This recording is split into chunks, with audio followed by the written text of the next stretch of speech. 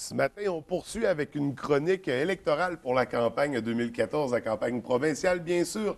Et on débute avec M. Serge Simard, candidat libéral, donc pour cette campagne. Bienvenue à l'émission. Bon matin, François. Écoutez, on va débuter. J'aimerais savoir comment ça se déroule jusqu'à maintenant, votre campagne électorale. Bien, d'abord, François, je dois dire que je suis en campagne à peu près depuis les 18 derniers mois. Vous savez, je n'ai jamais tellement arrêté d'être dans l'actualité et de suivre les dossiers. Je l'ai fait pour les contribuables, pour m'assurer que les dossiers avancent, mais ce n'était pas vraiment la campagne. Disons que, trêve de plaisanterie, je dois vous dire que je suis en campagne, ça va très, très bien.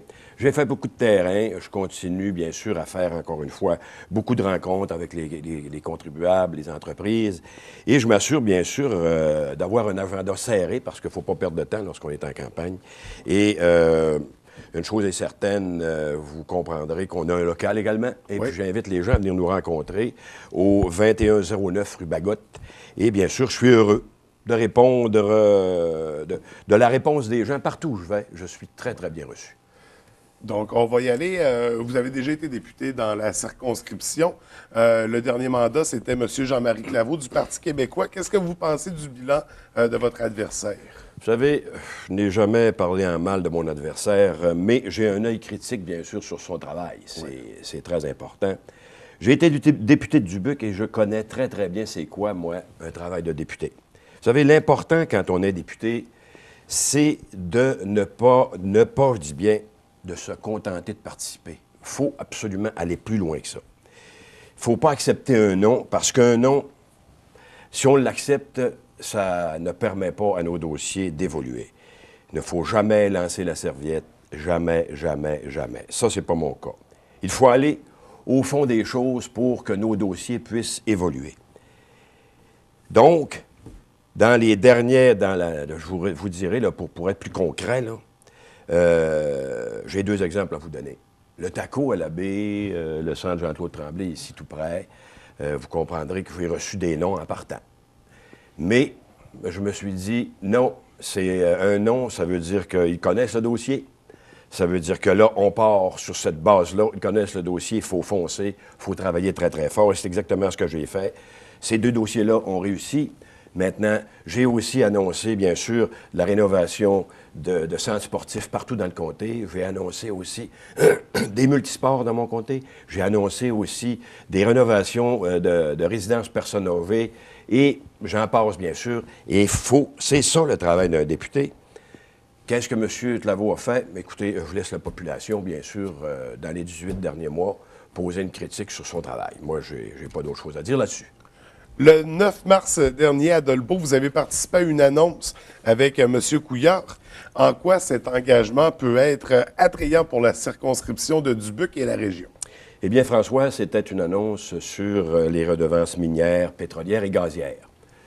Tout le monde sait qu'on a deux gros projets dans notre région, c'est-à-dire le projet de Niobec et le projet d'Ariane Phosphate. Les gens, partout dans toutes les régions du Québec, veulent participer, veulent avoir des retombées sur l'extraction des ressources naturelles, parce qu'actuellement, ce n'est pas le cas.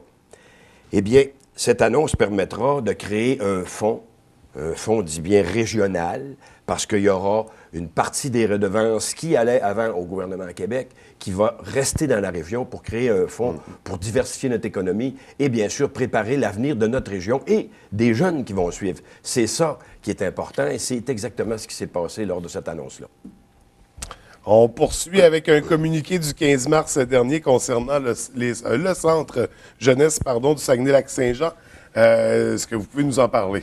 Oui, François, je pense que c'est faux d'en parler parce que c'était, je vous dirais, pratiquement un drame, là. Le PQ a fait 3 millions de dollars de coupe dans les centres jeunesse. Et puis, c'est regrettable parce que le Parti québécois s'attaque à une clientèle qui est très, très, très vulnérable. Et c'est une clientèle qui est vraiment démunie. Vous savez, ces jeunes-là, ils ne savent plus où aller. C'est nos jeunes de demain, et je pense que c'est pas une bonne idée que ce que le Parti québécois a fait.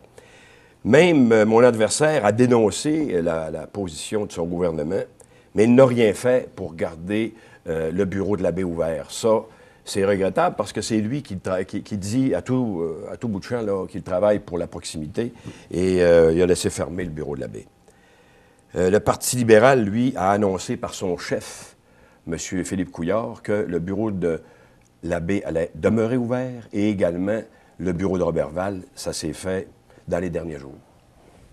On va aller rapidement pour la suite. Selon vous, qu'est-ce qu'un gouvernement libéral pourrait apporter aux gens de Dubuc? D'abord, premièrement, la stabilité. Vous savez, quand on ne sait pas sur quel pied on va danser, on va-tu se séparer, on se séparera-tu pas, ça, c'est pas une bonne idée pour les investisseurs. Donc, on parle ici de stabilité. La création d'emplois, on a besoin de ça dans notre région si on veut garder nos jeunes, c'est bien important. Et puis, l'amélioration de la qualité de vie de nos aînés, l'amélioration de l'accès aux services. De plus, un gouvernement libéral lancera le développement du Plan Nord. Vous savez, comme moi, le Parti québécois s'est fait un honneur de mettre fin au Plan Nord. Il l'a dit, il l'a répété, et ce qui s'est passé, c'est que les gens qui travaillaient dans le Nord, ici de notre région, ils sont venus grossir le taux de chômage de notre région. C'est bien regrettable. Donc, le Plan Nord, il maximisera les retombées du Nord au Sud et, bien sûr, il profitera à nos travailleurs, nos entreprises, nos fournisseurs et nos équipementiers parce que dans notre région, on est vraiment bien équipé au niveau des équipementiers qui fournissent je vous dirais, des équipements, il faut le dire, des équipements à ces grandes entreprises et ça, c'est très, très important. Qu'allez-vous apporter au comté de Dubuc? Bien, moi, écoutez, je m'engage à faire la promotion de mon comté partout pour attirer les entreprises et les investisseurs comme j'ai toujours fait. Souvenez-vous, lorsque j'étais, en tout cas, député de Dubuc, le taux de chômage est passé, je ne dis pas que c'est tout moi qui ai fait ça, là, mais tout au moins, c'était mon travail journalièrement.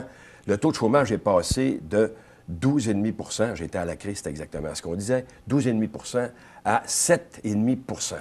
Et donc, j'ai tout le temps travaillé là-dessus. Faire une tournée des entreprises pour s'assurer que ces entreprises-là vont avoir les retombées du Plan Nord. Qu'est-ce qu'on peut faire ensemble pour que ces entreprises-là puissent avoir ces retombées-là? Collaborer avec le milieu de Saint-Honoré et de Saint-Fulgence pour m'assurer que les deux immenses projets qu'on a sur la planche à dessin fassent des petits, c'est-à-dire avoir le maximum de retombées dans notre région pour nos jeunes, pour qu'ils demeurent dans notre région. Et effectuer des démarches je vous dirais, là, des démarches complètes pour que l'autoroute Alma-Labé puisse enfin être terminée.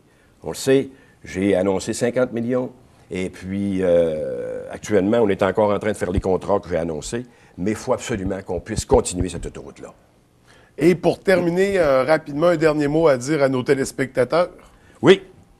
Moi, je dis que le 7 avril, la population, les électeurs vont avoir un choix entre le Parti québécois qui sème la division ou encore le Parti libéral du Québec dans Dubuc avec Serge Simard qui a comme priorité de créer de l'emploi et préparer un avenir pour nos jeunes pour qu'ils demeurent dans notre région. Merci beaucoup, M. Simard. Bienvenue, François.